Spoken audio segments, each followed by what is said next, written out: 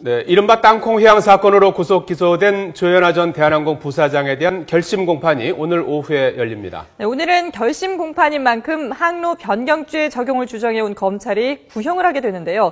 증인 출석 의사를 밝힌 박창진 사무장의 증언이 결심 공판에 어떤 영향을 미칠지 주목됩니다. 네, 공판이 열리는 서울 서부지방법원으로 가보겠습니다. 이영원 기자. 네, 서울 서부지방법원에 나와 있습니다. 예, 오늘은 사건을 처음에 폭로한 박창진 사무장이 증인으로 나올 예정이라고요?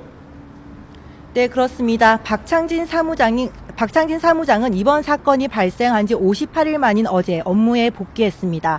그런 만큼 공백을 깬 박 사무장이 오늘 있을 결심 공판에 출석하지 않겠느냐는 가능성이 높게 점쳐졌습니다.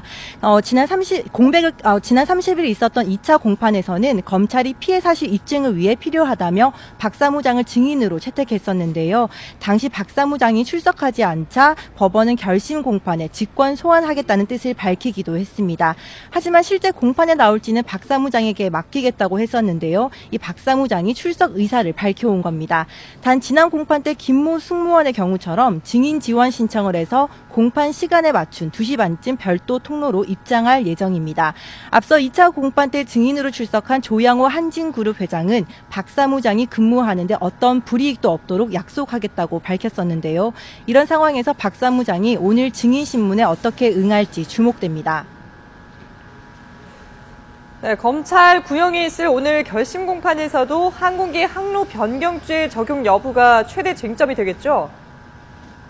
네, 그렇습니다. 앞서 말씀드린 대로 오늘 오후 2시 반부터 진행되는 공판은 검찰 구형이 있을 결심 공판입니다. 결심 공판에서는 변호인 측과 검찰 측이 의견 제시를 하고 조 전 부사장이 최후 진술을 하게 됩니다. 또 검찰이 처벌 수위를 요구하는 구형을 하는 순서로 진행되게 되는데요. 지난 1, 2판 공판에서와 마찬가지로 최대 쟁점은 역시 항공기 항로 변경죄 적용 여부입니다.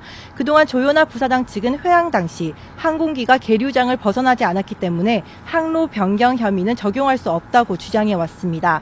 검찰은 항공보안법이 항공기 문이 닫힌 순간부터를 운항으로 보고 있기 때문에 항로 변경 혐의를 적용할 수 있다고 맞서왔습니다.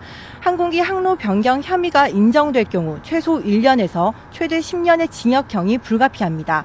그런 만큼 검찰이 이를 적용해 어느 정도로 구형할지가 관건인 겁니다.